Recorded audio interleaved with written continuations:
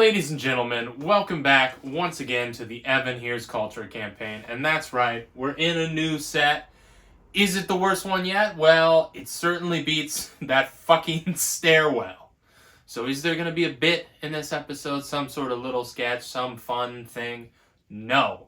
Because if I hurry up and get this episode done, I can coincide it with the new release by this artist that the episode is about. The new album can get it out February 24th.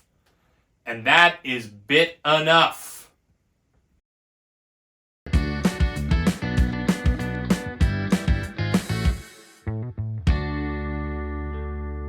So, what are we talking about today on Evan Here's Culture? Well, we are talking about an album.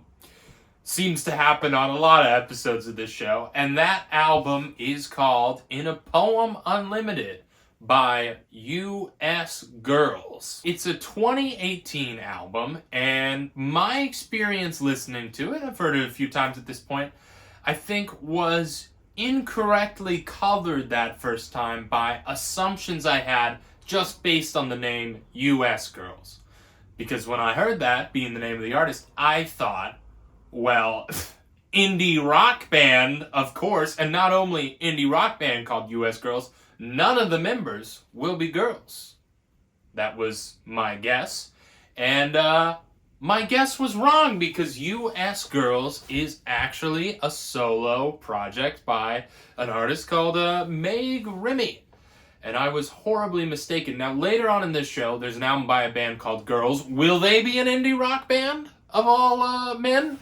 Let's find out in the future. That's a little foreshadowing for you. So yeah, not an indie rock band, and is in fact more of sort of an indie pop or a disco pop or an art pop, whatever label you want to categorize it as, with some big funk influences. But that first time, just listening through, I'm in the wrong headspace, and so I'm going, there's something weird about this indie rock. Something strange about this. This is like funky indie rock. Well, I'm a fucking moron. You know, it's not rock.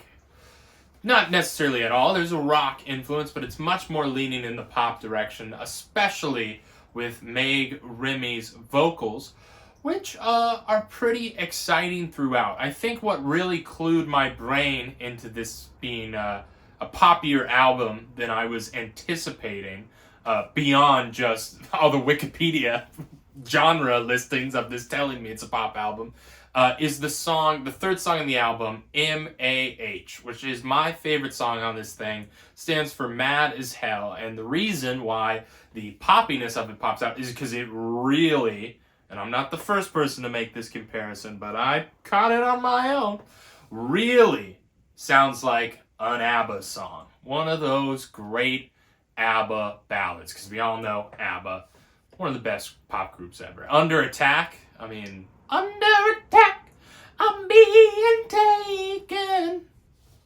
It's a great song.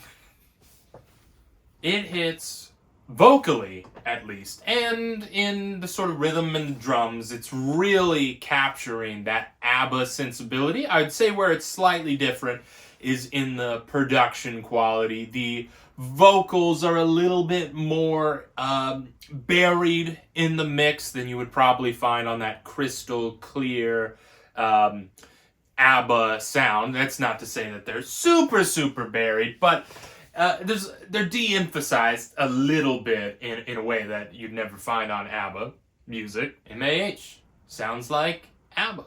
And sounds like its own take on ABBA too, which is why that song stands out to me. I think the best thing to do with this album is that my overall impression was that this is really good, really well put together music. It's just not quite for me. All the elements that I would want don't necessarily click together. There's some good jams, there's some good grooves on here. I think the lyrics are interesting, but not entirely captivating or, capturing your imagination. There's some interesting topics brought up, like M.A.H. is about war, and there's various other, issues that are commented on, specifically in the second song, Rage of Plastics, which is a cover, which is all about, the dangers of working in one of these chemical factories. And that's one of the better songs on the album, too, which brings me to the thing that I was going to say and then got sidetracked, which is that because the album didn't entirely grab me and it wasn't something I'm super, super amped up by, I think the best thing to do is just go through some of the tracks I like. So that second track, Rage of Plastics, which is the cover, is a very fun song. It's a little bit of a Bob Dylan reference in there. The first one now will later be last, which could just be a saying that I'm not aware of, or is a times are a-changing reference. So that, I think hearing that the first time was part of why I didn't quite identify this as being a pop album, because obviously I thought it was more of an alternative folk or, indie rock, as I was saying. But that line led me in the wrong direction, because it's not necessarily the clearest influence on this. So Rage of Plastics, good. M.A.H, good. Little interlude that I like. There's 2 interludes on this. Why Do I Lose My Voice When I Have Something to Say is fun. Just that line spoken aloud in a really raspy voice from M.A.H on that. I like that as an interlude because it sort of set up some of the themes that appear on the album or what she's doing on the album, which is she might be a shy, reserved person, but she's using these songs to comment on bigger issues. So I think as far as interludes go, that one does a good job in making the album more of a cohesive piece than it might be otherwise, which I think, is a really good quality in an interlude. There's another song. I know Rosebud is on here. It's a popular one. Didn't do much for me. Maybe that's because I've never actually watched Citizen Kane, which it draws all its big influence or inspiration, lyrical inspiration from. Incidental Boogie, though. That's another song that's fun on here. Has some very, as the title would suggest, some boogie influences, some disco on the dance floor. Groove, that one's not as upbeat, it's more of a groove. And incidental boogie, she repeats incidental boogie a lot. And that's just a great phrase. What great mashup of 2 words, incidental boogie. Because most times boogies are the focus. They're completely, dental to the situation. Not, there's a incidental boogie happening over there. So I like that song a lot. L-over or Lover is pretty good as well. She really gets up into the heights of her vocal range on that one, which is that it's grading feels too harsh. It can be a little awkward on the ears, but there's a sweetness buried in it, so it's a little bit of that, sour with a little bit of the sweet in there. So it ends up working pretty well for it. Pearly Gates, and by the way, I'm looking at a track list over here, don't have this all down. Pearly Gates is an interesting one because it very much felt like a trip-hop song to me, closer to some Portishead than a lot of the rest of the album. It's a fun deviation on there, but it's not my favorite song. M.A.H was my favorite song, but in my top is the closer of the album called Time. Not the Pink Floyd Time, or not the Amen Dunes Time that we talked about on the show before. Jeez, you're losing it, man. This is its own time, and what a great time it is.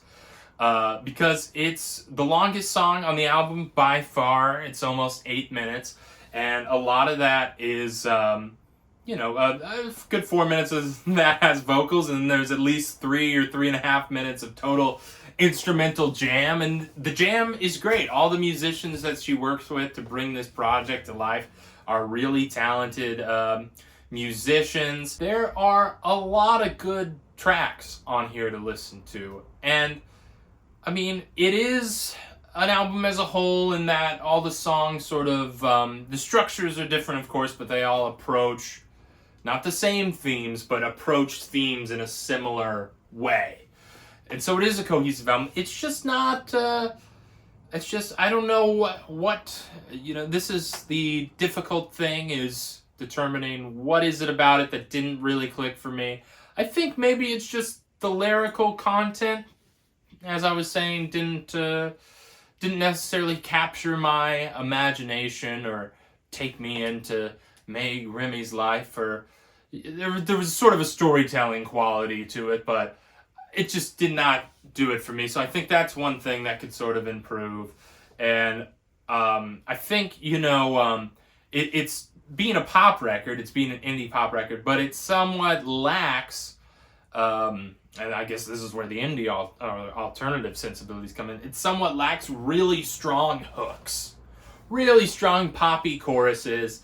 They're there. It's kind of hard to make out the words, so it's kind of harder to sing along to them, but they're there in places, but they're not there throughout. And I think if that element had locked into place, that combined with, some lyrics I was more intrigued by, that could have been an album I would have really connected with. Instead, just another good album, good pieces of music.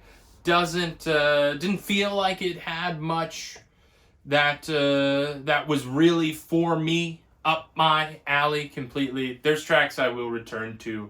Will I return to the full album? Probably not. But in what we've done so far, pretty good. Those are kind of all my thoughts on In a Poem Unlimited.